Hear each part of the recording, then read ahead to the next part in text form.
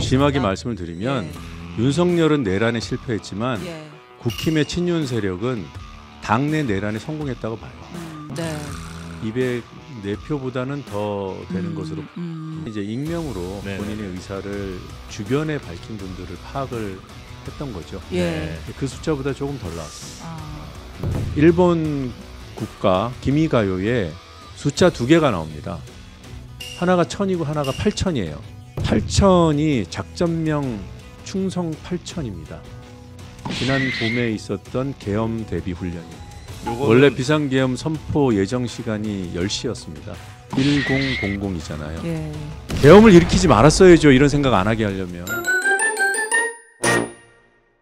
자, 이번 시간에는요, 더불어민주당 노종면 의원과 함께 지금 탄핵 또 탄핵 이후에 전국 또 어떻게 민주당은 지금을 맞이하고 또 이끌어 가려는지 노종면 의원님과 함께 말씀 나눠보도록 하겠습니다. 어서 오십시오. 네, 안녕하세요. 노종면입니다. 네, 반갑습니다.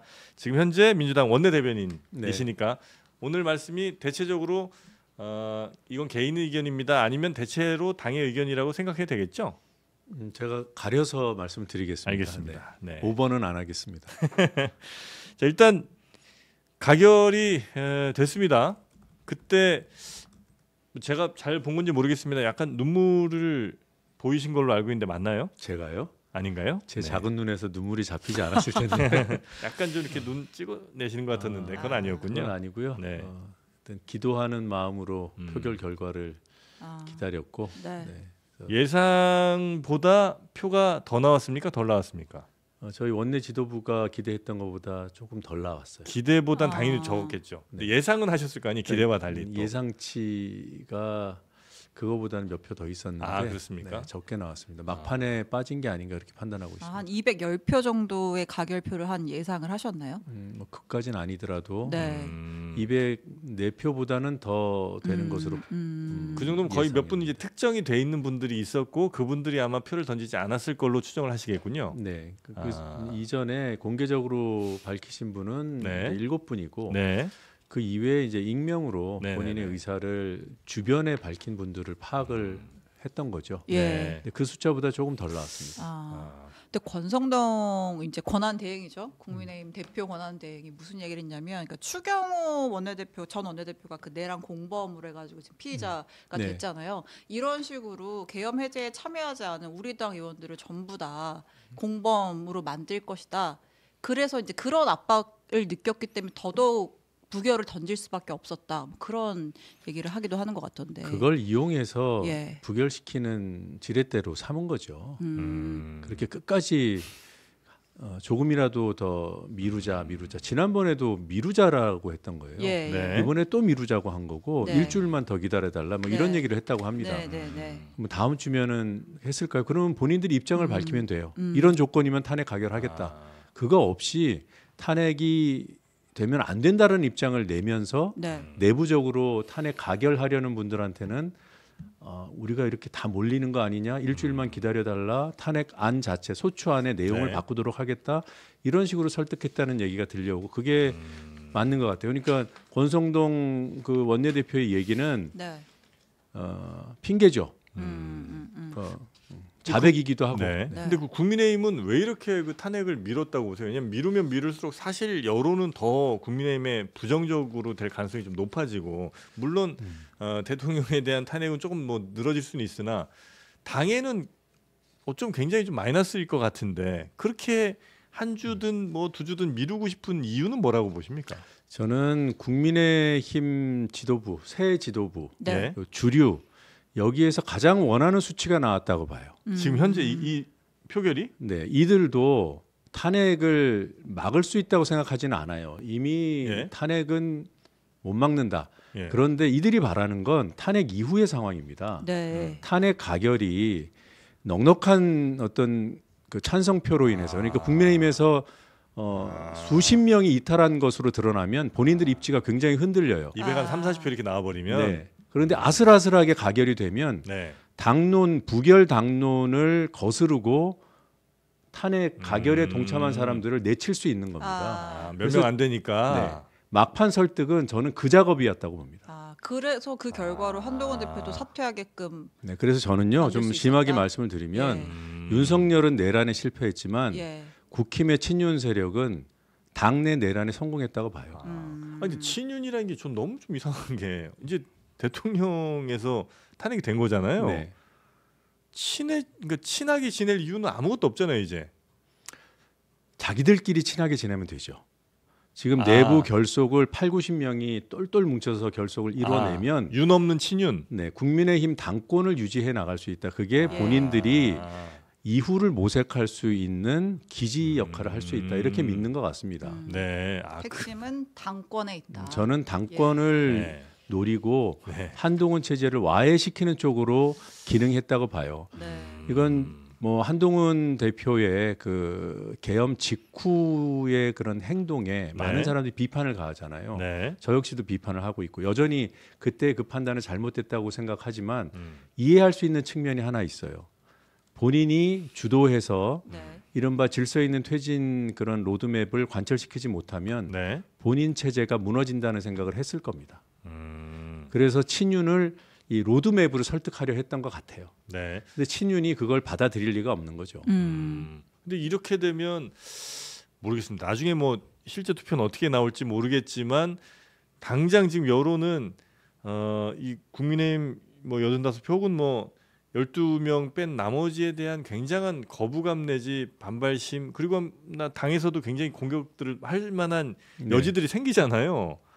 그런데도 이들은 그러면 지키고 싶은 게 오로지 그 100여 석 정도 되는 이 당 안에서의 당권 요게 이제 어떤 것보다 더 중요하다고 판단들을 했다는 말씀이신 거죠? 저는 1년여 뒤로 다가온 지방선거 공천권이라고 봅니다. 눈앞에 이 당에서 당권을 유지해서 다가오는 지방선거에서의 공천권 행사가 본인들에게 얼마나 중요한가. 그건 명태균 녹취를 들으면서 이해가 돼요. 2년 뒤에 그 총선, 3년 뒤에 총선 한 번 더 당선되는 것 그것도 기대를 하고 있겠죠. 3년 뒤면은 뭐 세상이 몇 번 변할 수 있다라고 생각할 것 같아요. 윤상현 의원의 말이 굳이 아니더라도 그런데 그 이전에 2026년에 지선이 있습니다. 그때 공천권을 행사하고 싶어하는 거예요. 그런데 명태균 녹취에 보면 이준석 대표 그 당시 대표 체제에서 얘기했던 시스템 공천에 친윤들이 극렬하게 반발하는 내용이 나옵니다. 공천권 행사를 본인들이 해야 하기 때문에 소위 말하는 이준석식의 시스템 공천. 조금 전에 그 얘기하고 하셨어요. 그 얘기 했어요? 서로 짜지는 않았습니다. 예. 그건 본인들의 권한을 침해당하는 거라고 보는 거죠. 권한이라는 건 결국 이익이 걸린. 추경호 원내대표가 정말로 과거 선거에서 공천 헌금을 받았는지 여부는 이제 밝혀야 될 부분이지만 그런 의심들은 곳곳에서 나오고 있는 거거든요. 그런데 지금 아무리 생각해도 국민의 절대 다수가 그리고 심지어는 자기네 지역구에서조차 탄핵에 찬성하라는 여론이 비등하고 있는데 지금 내놓고 탄핵 반대를 한다? 도대체 무슨 이유일까? 당권. 그 당권이 뭐라고? 공천권. 저는 이 대목에서 고개가 끄덕여집니다. 그 오늘 나온 속보 중에 그 이제 공조본에서 공조수사본부에서 윤석열 대통령 소환 그 지금 출석 통지서를 지금 관저에다가 전달은 했는지 모르겠습니다만 어쨌든 전달이 될 거 아니에요. 18일 날 나와라라고 했는데 대통령이 자발적으로 출석을 할 거라고 보시나요? 윤석열은 끌려가는 모습을 보여주고 싶어 할 수도 있어요. 체포당하는 모습을. 그 몇몇 지지자들의 더 열성적인 어떤 충성 뭐 이런 것들 위해서 지금 12일 담화를 보고 많은 분들이 충격을 받았잖아요. 그리고 오늘 이제 탄핵 직후에 나온 입장도 끝까지 싸우겠다예요. 근데 지금 제발로 이런 수사에 협조하는 모습을 보이는 것이 제가 볼 때는 이 맥락이 안 맞아요. 본인은 뭐 잡혀가거나 아니면 마지못해 여러 차례 소환에 불응하다가 마지못해 출석하게 되는 그런 모양을 만들어낼 것 같습니다. 물론 그것 때문에 국민들께서 흔들리지는 않을 거예요. 지금 이 윤석열 이 사람은 여전히 이 망상 속에 갇혀 있고 본인이 이런 행동을 하면 일사불란하게 자신의 지지자들이 움직여 줄 것으로 기대하는 모양입니다. 네. 근데 그게 의미가 없다라는 것을 이미 우리가 12월 14일 네네. 여의도에 모인 인파로 입증이 됐고 지금 뭐 일부 뭐 광화문 집회를 이어가자 이런 얘기들이 나올 텐데 네. 그게 여론에 어느 정도 영향을 미칠까 아니면 더 그 세력을 고립시킬까 금방 판단이 설 거라고 봅니다. 근데 예를 들어 그 망상에 휩싸여있다 치고 그 이제 여러 뭐 군인들 지금 뭐 지휘관들이나 아니면 뭐 국무위원들 많이 이제 질문들 하시면서 실체적 진실에 좀 많이 접근하셨을 거 아니에요. 또 제보도 많이 받으셨고 그런 망상 있는 사람이 한 명이 있고 그 망상을 계속 얘기를 하면 그 주변은 설마 그 망상에 휩싸여 있는 사람들은 아닐 거 아니에요. 근데 그 사람들도 그렇게 따라갈 수밖에 없는 구조입니까? 어디까지 내란 음모에 사전적으로 가담했는지 지금까지는 알려지지 않았죠. 네. 그런데 큰 틀에서 보면 네. 윤석열과 윤석열의 핵심 세력은 네. 윤석열 주변을 비슷한 생각을 가진 사람들로 채워넣어왔다. 특히나 몇 달 전부터 있었던 이런 고위직 인사들은 네. 하나같이 이상했어요.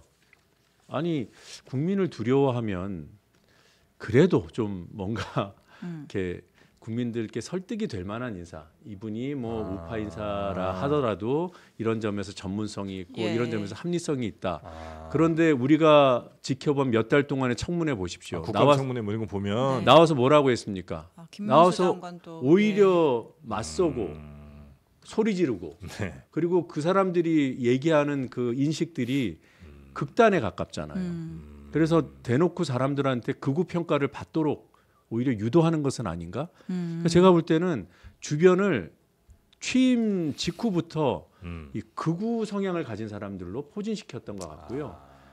최근 몇 달 동안은 네. 본인 마음속에 그런 의지가 있었기 때문에 비상계엄이라는 이 내란 상황을 일으켰을 때 본인을 지지해 줄 사람, 본인이 이거 하자고 했을 때 따라올 사람들로 네네네. 포진시킨 것이 아닌가.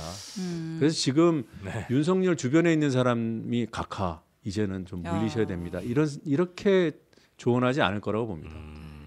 어쨌든 뭐 체포를 하든 뭐 재발로 나가든 신병 확보를 하는 게 중요하잖아요. 그렇죠. 지금 약간 검찰과 이제 공조본이 약간의 좀 주도권 다툼을 하는 그런 경향도 보이는데 어디가 해야 수사의 돼? 컨트롤 타워는 어디가 돼야 좀 더 수사가 효율적일까요? 법적으로는 네. 지금 공조단이 맞고요. 네. 왜냐하면 그 검찰은 내부에서 이미 이 수사를 시작하기 전에 우리에게 그러니까 검찰 내부에 검찰에 직접 수사권이 있는가 네. 이런 의문이 검찰 내부 게시판에 올라왔어요. 네. 그래서 이제 결론은 그럼에도 불구하고 우리는 수사를 해야 된다. 예. 이것도 수사를 못하면 검찰의 존재 이유가 없다. 뭐 예. 이런 식으로 예. 의견을 예. 만들어냈던 예. 거예요. 예. 근데 경찰 국수본에 이미 수사권이 있으면 확인돼 있는 거고요. 네. 근데 또 김용현의 영장을 법원이 발부를 해줌으로써 검찰이 네. 이거를 수사할 수 있다. 약간 이렇게 또 그래서 논리를 그런, 부여해줬잖아요. 뭐 한 재판부지만 예. 뭐 법원의 판단이 나온 이상 그걸 가지고 지금 저는 논쟁할 이유는 없다고 봅니다. 실익 자체가 없어요. 네. 네. 그러니까 검찰은 검찰대로 장난치지 않도록 감시해야 되는 대상이지 지금 당장 수사하지 마. 그런다고 해서 그럴 수 있는 상황은 아니잖아요. 네. 그런데 특검이 출범을 하면 네. 이 모든 논란들이 다 해소가 됩니다. 내란 특검. 네. 그래서 이 공조단, 그러니까 검찰과 공수처와 군 검찰이 네. 합동으로 만든 이 수사단과 검찰 특수본이 함께 지금 수사를 하고 있잖아요. 네. 특검이 출범하면 이쪽으로 다 넘겨야 돼요. 그렇죠. 아, 수사 경찰 자료와 다 모든 것들을. 네, 그리고 인력을 특검이 다 차출해 올 수 있습니다. 그래서 검찰도 지금 우리의 수사가 네. 이대로 종결까지 간다 이렇게 믿는 검사는 없습니다. 특검이 출범하면 다 넘겨야 되기 때문에 어차피 장난쳤다면 네. 장난친 내용이 다 드러나게 돼 있어요. 그래서 언제 제가 볼 때 출범이에요? 네. 특검 출범은 네. 빠르면 한 달. 그러니까 그 좀 시간이 생각보다 걸리기 때문에 네. 조금 어쨌든 이 특검에서 수사가 진척이 돼야 헌법재판소에서의 판결할 때도 여기서 수사한 걸 가지고 또 자료로 쓸 수 있고 하잖아요. 네. 그러니까 전체적으로 이 재판과 수사의 속도를 내려면 특검 출범이 조금 더 한 달. 빨라져야 되는 거 아닌가. 그러니까 제가 빠르면 한 달이라고 했던 예. 것은 그 다 구성이 돼서 출범하는 걸 얘기하는 거고요. 예. 네. 형식적인 출범은 빠를 수 있어요. 그리고 예. 그때부터는 사실상 출범이라고 볼 수 있고 수사 기록 넘겨받고 또 검사, 그다음에 수사관, 그다음에 관계 공무원들 네. 차출하는 작업들이 이루어집니다. 네. 그래서 저는 당연히 그 감시하고 걱정하는 게 맞다고 봐요. 그런데 네. 지나친 우려까지 갈 필요는 없다. 국회가 국정조사를 병행할 것이고 네. 국정조사가 시작되기 전에도 각 상임위별로 네. 이미 가동되고 있습니다. 내란 사태 발발한 바로 다음 날 국방위, 법사위, 행안위 다 가동됐어요. 네. 지금도 가동되고 있습니다. 그래서 국회가 이 수사를 감시하는 역할도 충분히 할 것이다. 그래서 국민들께서 지나친 우려는 안 하셔도 되지 않나라는 네. 생각을 조심스럽게 말씀드려봅니다.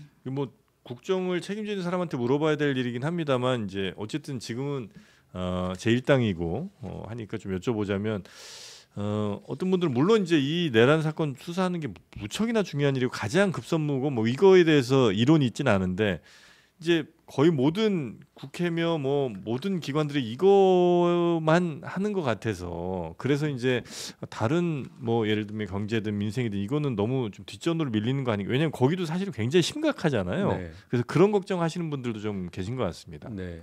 그래서 이제 관련 조직을 이미 민주당에서는 그 특별위원회를 가동을 시켜놓은 상태고 네.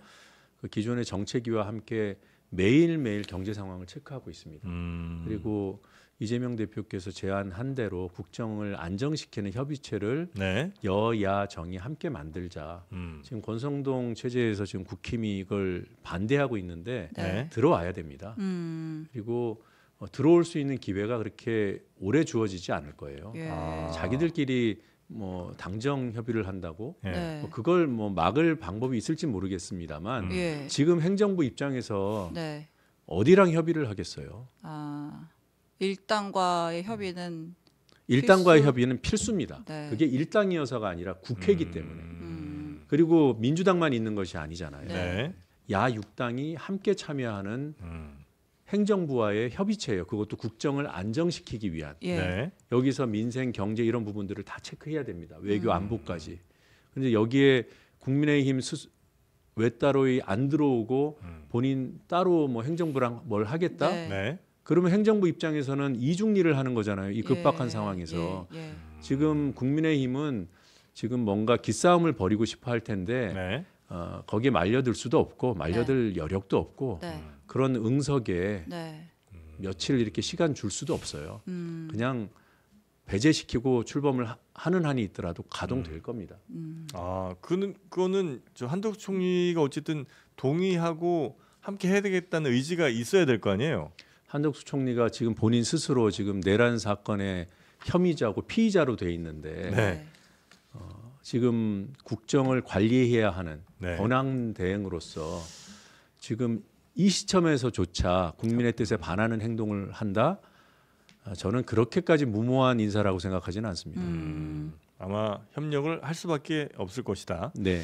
그럼 지금 이제 막 올라간 여러 법안들 뭐 이런 것들도 여당에서는 거부권 행사해야 된다 이렇게 얘기하고 있지만 아마 그런 것도 못할 것이다. 지금 단계에서 양곡관리법 거부권 행사한다 그러면 농민들이 가만히 있겠습니까? 그건 지금 권성동 체제가 빨리 이성을 찾아야 돼요. 지금 이성을 잃었다고 보시는군요. 이거 제정신 아니죠. 지금 네. 대통령 권한대행 체제에서 네. 법안 거부권 행사라는 게 이게 말이 되냐고요. 권한대행 체제는 네. 소극적인 권한 행사를 통해서 국정을 현상 유지. 안정시키는 데 목적이 있지 본인이 대통령이에요? 국민이 뽑아줬어요? 거부권 행사는 대통령 권한 행사의 가장 적극적인 행태 중에 하나예요. 네. 그걸 하라고 본인 스스로 아직도 여당이라고 그렇게 주장하는 세력이 네네. 그거를 주문을 한다? 제정신이 아닌 거죠. 자 그럼 이제 제 2당인 국민의힘 입장에서 한번 여쭤보겠습니다. 자 그래서 여야정 협의체로 만약에 들어가게 되면 여야 협의라는 게 결국은 그 사람 수에 밀려서 우리가 늘 양보할 수밖에 없을 텐데 이게 그냥 민주당이 하자는 대로 다 끌려갈 수밖에 없는 상황이면 차라리 우리가 거기를 왜 들어가냐? 차라리 우리는 그러면 적어도 정부와 지금까지 해왔던 것처럼 민주당이 올린 법안 중에 아니라고 생각하는 건 우리는 거부권 행사할 거고 이렇게 할 것이다 라고 해서 이게 법에 위반되느냐라고 이제 주장할 수도 있잖아요. 주장은 뭐 얼마든지 할 네. 거죠. 네. 하지 말라고 해도 할 거예요. 네. 그러니까 들어오고 안 들어오고도 본인들 판단일 겁니다. 예. 근데 어느 것이 유리한지 판단할 거고 제가 볼 때는 안 들어와요. 안 들어올 거라고 그게 생각해요. 제가 아까 말씀드린 예. 이분들은 지금 국정을 안정시키거나 본인들의 역할을 어떻게 하고 이게 아니라 2년 후, 3년 후를 준비하면서 당권을 유지하는 똘똘 뭉쳐 있는 그 자체로 네. 본인들의 어떤 목적을 달성한다고 볼 것 같아요. 여기서 당의 균열이 생기는 예를 들면 들어가자라는 의견이 있을 수 있고 하지 말자라는 의견이 있을 수 있잖아요. 어떤 의견으로 당을 통일시킬 것인가. 당 다수 주류 이미 탄핵 반대로 네. 국민 욕을 뭐 부족함 없이 먹고 있는 사람들 입장에서 굳이 네. 협조하겠다는 판단 안 할 거라고 봐요. 그러면 당내의 그 논리로서 당내 명분으로서 뭐가 더 강한가? 당권을 강화시키는데 이 85명이 똘똘 뭉쳐 있는데 무엇이 도움이 될 것인가? 저는 오로지 이 기준으로 판단할 거라고 봅니다. 그러니까 사실 민주당이 한덕수 국무 권한대행을 당장 탄핵하지 않기로 사실 결론을 내린 것도 이제 국정 공백을 줄이겠다라는 건데 만약에 한덕수 대행이 이제 국민의힘과만 소통을 하면서 거부권을 적극적으로 행사한다라고 한다면 이제 그때는 다시 또 탄핵을 그 토할 수 있는 모양은 건가요? 좋지 않잖아요. 뭐 말 안 들으니까 친다 이런 거잖아요. 뭐 그렇게 민주당이 그런 식으로 접근하지는 않고요. 전반적으로 지금의 내각이 지금 국무회의가 네. 이 전국을 안정시키고 국민들께 최소한의 안도감을 줄 수 있는 그런 신뢰감을 줄 수 있는 내각인가 국무회의인가를 네. 판단하겠죠. 네. 일정한 시점에. 네. 그런데 건건이 이 말 안 들으니까 쳐. 얘도 말 안 들으니까 쳐. 이렇게 접근하지는 않을 겁니다. 네. 자, 그래서 이제 이 상황을 이제 어느 정도 이제 정리가 되고 나서 빨리 이제 대선이 어쨌든 내년 한 뭐 언제 예상하시는지 모르겠습니다. 한 5월, 뭐 6월, 그러니까 늦어도 그 타임라인을 어떻게 보세요? 대선과 현재 관련된 결정. 얘기는 안 하는 것으로 아. 당 지침을 이미 하달받았기 때문에 아하. 그래요? 그리고 그 지침이 매우 합리적이라고 보기 때문에 네. 네. 질문을 계속 하셔도 그 저는 지침의 답할 게 없습니다. 취지가 뭔가요? 당 대표의 지침인가요? 지금은 네. 국정을 안정시키는 게 네. 제일 목표여야 됩니다. 이 다음 네. 스텝은 언론 입장에서는 당연히 네. 궁금할 수 있으나 궁금해하고 네. 또 국민께 알려드리고 싶어 하시겠지만 네. 그걸 민주당 인사들이 네. 그 얘기를 하는 것은 적절치 않다. 오해를 받을 수도 있고 지금은 오로지 국정을 안정시키는데 몰두한다. 탄핵이 인용되는 것도 빠르게 가야 되는 거고. 파면의 인정을 가지고도 뭐 유불리를 얘기하는데 네. 이렇게 국민들께서 압도적으로 여론을 만들어 주셨는데 음. 그래서 빨리 이 불확실성을 제거하라고 하는데 네. 일방이 시간을 끈다면 예. 거기에 말려들면 안 되는 거잖아요. 예. 지금 윤석열은 최대한 버텨서 반전의 기회를 잡겠다는 건데 네. 네. 그걸 깨는 것은 신속하고 공정하게 네. 헌재의 판단을 통해서 파면을 현실화시키는 거. 네. 저는 이거라고 봐요. 네. 그런 의미에서 헌재의 신속하고 공정한 결정을 주문하는 거죠. 네. 여기까지가 민주당과 국회의 역할이라고 봅니다. 네. 그 뒤에 일은 이제 이제 그때부터. 그 뒤에 일은 그때부터긴 한데 사실상 결정이 내려지면 2달 뒤에 이제 대선을 치러야만 하기 때문에 법적으로 네. 사실 그 조기 대선 국면 전혀 고려 안 하고 있을 수는 없잖아요. 그걸 고려하는 단위들이 있을 겁니다. 아. 행정부 내에도 있을 거고요. 네. 그리고 우리 당 내에도 네. 그런 이후 상황에 대한 어떤 대비를 안 하고 어떻게 정당이 기능하겠어요. 문제는 그렇죠. 네. 이런 것들을 지금 언론에 얘기하는 나와서 막 게. 얘기하고 앞서서 얘기하고 이러지 않는다는 거죠. 음. 네. 그게 오히려 국민들께 불안 요소로 네. 민주당이 지금 단위에서 다음 대선 일정을 이럴 거야라고 얘기하는 네. 것을 신뢰하겠습니까? 아니면 지금은 오로지 지금 불안해진 경제 상황 또 흐트러진 일상 이것을 회복하고 정상화하는 것에 몰두하겠다. 네. 어떤 정당을 신뢰하겠냐는 겁니다. 그래서 우리는 네. 대선 얘기는 안 한다. 알겠습니다. 이해해 주십시오. 네. 그러면 요 얘기 하나만 여쭤볼게요. 오늘 아침에 한동훈 대표가 사퇴 기자회견 하면서 쭉 이제 뭐 자기는 뭐 탄핵 찬성하는데 후회 없다 이걸 쭉 한 다음에 말미에 그리고 이재명 대표의 재판의 타이머도 흘러간다. 이런 이야기를 했어요. 그래서 제가 엊그제 여론조사를 하나 봤던 것 같은데 이재명 대표의 뭐 공직선거법을 포함한 재판 결과가 어떻게 나와야 하는가, 뭐 탄핵 결정 때까지는 미뤄야 한다. 한 30% 정도가 됐던 것 같고 나머지는 그러니까 뭐 6개월 이내 또는 이제 원래 정해진 절차에 맞춰서 선고가 내려져야 한다 이런 여론조사가 있더라고요. 그걸 어디서 그런 걸 했어요? 네, 제가 출처를 확인해서 말씀드리겠습니다. 제가 기사에서 봤기 때문에. 네. 우리 내부에서도 그런 궁금증이 없는데. 그리고 그 뭐 여론이 궁금할 수는 국민의힘 있죠. 의원들이 거의 그 뭐라고 할까요? 그 패키지로 뭐 내란 얘기하다가 이재명 대표 얘기하고 민주당 얘기하고 이건 너무 그 뭐 도식적이고 기계적이에요. 그래서 별로 신경이 잘 안 쓰여요 오히려. 이렇게 뭐 거의 습관적으로 이렇게 얘기하니까. 근데 한 가지만 부탁드리고 싶어요. 내란은 당신들이 뽑은 대통령이 일으켰어요. 그 이재명 뭐 대표나 이재명 대표를 지지하는 사람들이 일으킨 상황이 아니에요. 지금은 수습하기 바쁩니다. 그러니까 계산은 당신들이 하시고 좀 여력이 남는다면 이 상황 수습에 협조하기 바랍니다. 이제 국민의힘 의원들에게 하신 말씀이신 거죠? 네, 지금 맞습니다. 말씀은. 네. 알겠습니다. 그 이제 그 전에도 근데 10월 달인가 왜 그 집권 플랜 본부가 그게 있었으니까 아마 그런 데서 뭐 별개로 뭐 조직들이 아마 있을 거라 생각을 하고 나름의 준비를 해 나가시겠죠. 예산 같은 것도 지금 해야 될 일들이 굉장히 많은 상황이잖아요. 예, 그래서 뭐 추가로 또 짜야 될 것 그다음에 내년에 원래 꼭 들어갔어야 되는데 지금 안 들어간 뭐 등등 여러 가지가 있을 텐데 이것들도 지금 민주당에서 굉장히 빠르게 지금 정부와 협의를 하는 상황으로 지금 가져가실 거죠? 그건 예산안 처리 과정에서 이미 입장이 나왔어요. 이 내란과 무관하게 예산 처리할 때 국회가 할 수 있는 방안은 정부가 협조하지 않으면 감액밖에 없습니다. 증액 예산은 못 만들어요. 근데 증액이 필요한 부분에 대한 입장을 정부에 내라고 했는데 정부가 안 가져왔습니다. 그래서 불가피하게 감액 예산으로 통과를 시켜놓고 그때 전제를 붙였어요. 필요한 예산은 추경으로 풀자. 그러니까 이 추경을 하는 시점에 대한 이제 고민들이 있을 겁니다. 그러니까 예산은 이제 편성돼 있기 때문에 있는 예산으로 하다가 일정한 시간이 지나면은 이제 부족하거나 투여돼야 될 곳이 이제 확인됐을 경우에 추경을 해야 되는데 지금 이제 내란이라는 예기치 않았던 상황이 벌어졌기 때문에 이 추경의 시점도 조금 당겨야 되는 것이 아닌가 이런 고민들은 있습니다. 그러나 아직 이거는 행정부하고 협의를 해서 진행해야 될 것이기 때문에 아직은 좀 이른 것 같아요. 대비는 하고 있습니다. 제가 또 출처를 안 말씀드리고 넘어갈 수는 없기 때문에 아까 해당 여론조사는 엠브레인 퍼블릭 의뢰로 뉴스원에서 한 여론조사고요. 혹시 그림은 아마 준비가 좀 안 될 텐데 질문은 이재명 대표의 공직선거법 위반 혐의 재판 일정에 대해서 어떻게 생각하십니까?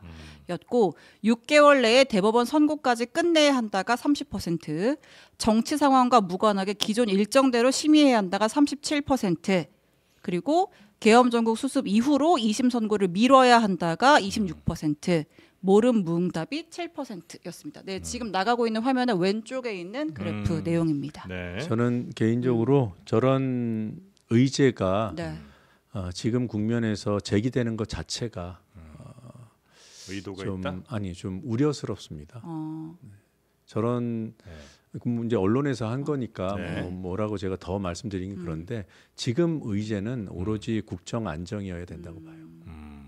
알겠습니다. 그 이제 워낙 제보를 아마 많이 받으시는 걸로 명태균 제보의 핵심 키맨입니다. 명태균 제보처럼 있군요. 그 내란 관련해서도 이제 제보를 아마 받으시죠? 계속해서 저한테 하겠습니까? 저 김병주, 박성원 의원 등등이 계신데. 근데 그 명태균 전문가 그거 하나만 좀 황금폰에 우리가 모르는 뭐가 또 결정적인 뭔가가 있을까요?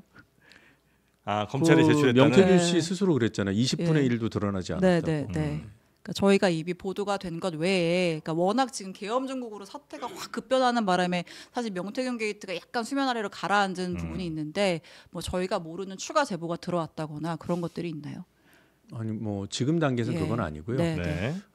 문제는 기존에 우리가 받아서 분석이 끝난 명태균 씨 녹취 상당수를 아직 공개를 못한 거죠. 그렇죠. 지금 이제 다 스톱이 된 상태여서 그 뭐 황금폰은 저는 물론 그 안에 우리가 보지 못했던 그런 내용들이 들어 있을 거라고 저도 예상을 합니다. 얼마나 시스템이 무너져 있고 자기들 멋대로 국정을 운영해 왔는지를 보여주는 증거들이 좀 더 명확한 증거들이 있을 거라고 보지만 네. 맥락은 이미 다 드러났다고 봐요. 본인들이 뭐 원하는 대로 도지사를 빼서 새로운 도지사를 만들고 그 자리에다가 국회의원을 갖다 심어놓고 이게 가능한 나라, 그리고 뭐 주술에 의존했다는 그런 의혹까지도 이제는 그럴 법하네. 12월 3일이 무슨 날인지 아십니까? 상상 그 이상의 현실이요. 2024년 12월 3일 비상계엄 선포일은 2022년 3월 9일 대선일로부터 꼭 1000일 되는 날이에요. 아 그렇군요. 저는 그냥 소름이 돋아요. 아 대선 일로부터 딱 1000일이에요. 네. 그게 12월 3일이에요. 2024년. 자, 날짜 계산기 포털에 가셔서 네. 기준일을 2024년 12월 3일로 놓으시고 D-1000 해보십시오. 2022년 3월 9일이 딱 나옵니다.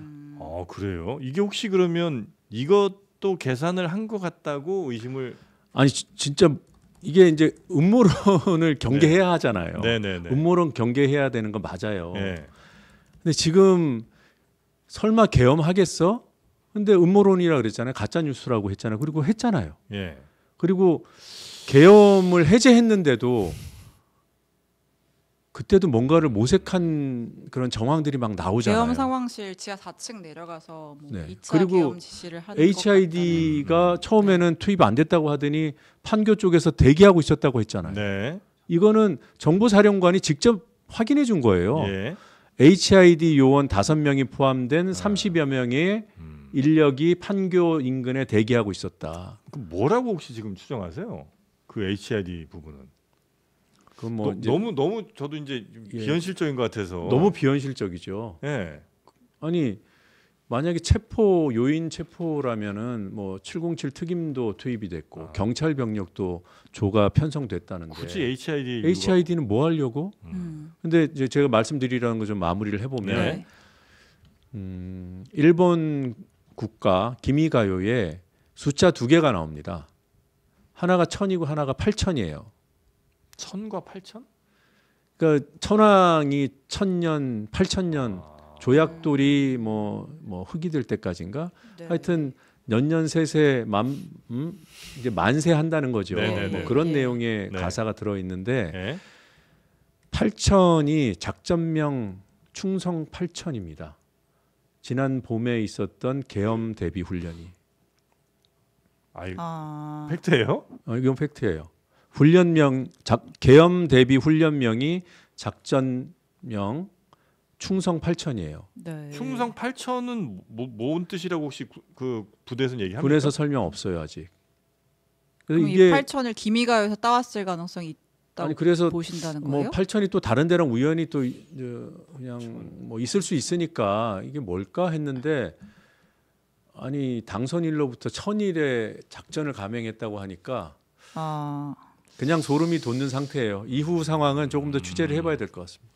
아니 그 1000도 물론 이제 어떻게 정말 저도 이제 왜 12월 3일인지가 되게 궁금했긴 했거든요. 네. 왜 했는지도 잘 모르겠지만 왜 하필 그러면 12월 3일이었을까를 이제 많이 좀 따져봤는데 잘 모르겠더라고요. 그래서 갑자기 뭐 명태균의 무슨 황금폰이 나오는 것 같아서 이제 거기에 이제 급해졌나 아니면 뭐 터질 게 갑자기 생겨서 아니면 누구로부터 협박을 뭐 등등 여러 가지 가능성을 생각을 해봤는데 잘 모르겠더라고요. 근데 뭐 아직은 뭐 이건 그냥 음모론 수준이긴 하겠습니다만 이미가요에 나온 숫자가 1000과 8000이 있고 작전명은 8000이었고 대선일로부터 딱 1000일 되는 날 비상계엄을 선포했다. 원래 비상계엄 선포 예정 시간이 10시였습니다. 그건 또 뭐예요? 1000이잖아요. 예. 10시 10시 땡땡. 뭐 거기까지 모르겠어요. 하여튼 네. 여러 가지 할 수 있는 의심들이 지금 다 나오고 있는 건데 하여튼 사실관계가 빨리 확인됐으면 좋겠습니다. 네. 또 이제 국민의힘 의원들이 뭐라고 하겠죠. 뭐 확인도 안 된 거 가지고 나와서 방송에 나와서 떠드냐. 네네네. 계엄을 일으키지 말았어야죠. 이런 생각 안 하게 하려면. 작전명 8천은 이건 뭐 해명을 좀 해줘야 될 것 같은데. 네, 그래서 빨리 해명이 나왔으면 네, 보통 좋겠습니다. 작전명의 의미들이 다 있잖아요. 네. 예, 그래서 충성 8천이라는 게 8천이 뭘 의미하는지 정도는 좀 얘기를 해줘야 이런 오해가 좀 사라지지 네, 않을까 싶기는 저도 합니다. 오해였으면 좋겠습니다. 네. 네. 그 실제로 그 계엄 비상계엄 있고 새벽 4시쯤 이제 해제된 다음에도 계엄을 유지하려는 혹은 뭐 2차 계엄을 하려는 시도 있다 이런 얘기들이 이제 언론 보도를 통해 좀 있었잖아요. 그 부분은 우리 의원님께서는 좀 확인하신 부분이 좀 있나요? 일단 그 뭐 지휘통제실인가? 네. 거기서 이제 일정한 인력이 모였고 네. 그리고 외부로 그 전직 정보사령관, 네. 그 노모 사령관 네. 그 사람하고 통화도 이루어졌고, 네. 근데 거기서 2차 작전을 그러니까 작전을 추가 작전을 해야 된다는 의견이 나왔다라는 것까지가 저희 이제 민주당으로 입수된 제보 내용이고요. 네. 그것도 이제 확인은 필요한 부분이고 네. 제가 확인한 것은 계엄사령부 전화번호로 방통위에 연락관 파견을 요청하는 전화가 3차례 가는데 그 시간이요. 네. 국회에서 계엄 해제 의결을 한 이후부터입니다. 첫 번째 전화가 새벽 1시 15분. 뭐 그거는 뭐 직후이니까 네. 뭐 몰라서 그랬다 치더라도 세 번째 전화는 3시 20분에 갑니다. 모를 수가 없는 시간대예요. 네, 네. 그때까지도 계엄사령부는 움직이고 있었다는 겁니다. 그로부터 1시간 뒤에 비로소 윤석열 씨가 네. 뭐 수용하겠다라는 입장을 네. 밝힌 거고요. 네. 네. 그러니까 국회에서 의결한 새벽 1시부터 네. 윤석열이 해제하겠다라고 국민들 앞에 나와서 얘기한 그 4시 반까지 네. 3시간 반 동안 무슨 일이 있었는가? 뭐 본인이 뭐 국회에서 계엄 해제 의결을 하니까 뭐 병력을 철수시키고 제가 볼 때는 새빨간 거짓말이라고 해요. 아. 끝까지 반전의 기회를 노렸을 것이고 네. 네. 계엄이 공식적으로 해제된 국무회의 해제 심의 끝난 이후에도 네. 저는 계속 반전을 노렸을 거라고 봐요. 새벽 네, 4시 네. 이후에도요? 네, 저는 그랬을 거라고 봅니다. 워낙 이제 큰 일이 이제 벌어지다 보니까 사실 그 전에 있던 뭐 수많은 이슈들은 다 뭐 김건희 여사부터 시작해서 명태균 다 지금 거의 이제 수면 아래로 들어간 상황이 좀 됐는데 이것도 결국은 다 하나하나씩 조사나 나중에 뭐 처벌이나 법적인 책임을 지게 하실 거죠? 당연히 그렇습니다. 지금 시대는 네. 뭐 사건이 사건을 덮는 것은 불가능한 시대예요. 이미 너무 많은 분들이 네. 다양한 채널을 통해서 알고 계시기 때문에 네. 하나의 채널로 알게 됐다는 거는 그 받아들이는 사람들의 어떤 뉴스를 대하는 성향 자체가 비슷하다고 가정할 수 있어요. 그런데 채널이 다르면 같을 수가 없습니다. 네. 그래서 계속 요구하실 거예요. 그리고 이걸 알리려고 노력해 왔던 저희 당 입장에서도 네네. 덮을 생각이 이만큼도 없습니다. 그러면 그리고 우리 네. 지금 이 방송을 국힘 의원들이 어느 정도 듣고 있을지 모르겠지만 네. 지금 아마 이해 안 될 겁니다. 민주당 의원들이 지금 저 같은 얘기를 하고 있는 상황이 뭐 요즘 시대가 어느 시대인데 뭐 저격수 내지는 네. 사살조가 있겠어. 뭐 한번 해보려다가 대통령 얘기대로 경고성으로 했다가 만 거지. 정말 웃기지도 않는 생각들이고요. 우리 3월 14일 탄핵 2차 표결을 앞두고 네. 13일 밤 의원회관 등 국회 경내에서 마지막 밤을 보내는 그 민주당 의원들, 야당 의원들 입장 한번 생각해 보기 바랍니다. 저만 해도 마지막 뭔가 반전을 노리는 시도가 있을 수도 있겠다. 나는 내 의원회관 번호도 다 알 텐데 뭐 지하 주차장 가서 차에서 잘까? 예. 휴대폰으로 위치 추적을 할 수 있으니 꺼둘까? 이런 고민들 하다가 잠이 잠깐 들었어요. 네. 근데 모를 거예요. 그 그리고 두려움의 크기가 어느 정도였는지. 그렇지 않고서야 네. 그 계엄이 발표가 됐는데 당사에 모여 있을 수가 있습니까? 최소한 거기서 싸움이 났어야죠. 가자 말자 싸움이라도 네, 났어야 됩니다. 네, 네. 네. 그런데 고요하게 그 자리에 앉아 있어 놓고 지금에 와서 우리도 뭐 가고 싶었다? 그건 말도 안 되는 소리고요. 지금이라도 네. 그 알량한 당권 잡겠다고 다 들여다보이는 수싸움 하지 말고 담백하게 나와서 국민께 사죄하고 국정 안정에 협조하기 바랍니다. 네, 알겠습니다. 요거까지는 어떻게 개인 의견이세요? 아니면 당 아까 분리해서 얘기해 주시다고 그랬는데 분리가 필요 없는 네, 얘기였습니다. 알겠습니다. 자, 우리 노중면 의원님과 함께 오늘 뭐 당 이후의 이야기에 대해서는 일단은 탄핵 헌재에서의 탄핵 그거 말고는 아직까지는 뭐 얘기해 줄 게 별로 없는 그런 네. 상황인 것 같아서 뭐 그 이후에 뭐 대선 얘기는 따로 더 여쭙지 않도록 하고요. 감사합니다. 네. 자, 오늘은 국정 여기서 안정이 먼저다. 네, 마무리하고 어떤 이제 취지로 또 어떤 의지로 말씀해 주시는지 뭐 충분히 저희가 이해가 된 것 같습니다. 네, 오늘 함께 해 주셔서 대단히 감사하고요. 예, 다음 기회 또 되면 뵙도록 하겠습니다. 고맙습니다. 감사합니다. 네, 자, 우리 신혜영 기자도 오늘 고생 너무 많으셨고 네, 또 고생하셨습니다. 주말도 고생 많으셨고요. 자, 그러면 저희는 여기서 인사드리고 내일 오전 11시에 다시 여러분 찾아뵙도록 하겠습니다. 함께 해주신 여러분 고맙습니다.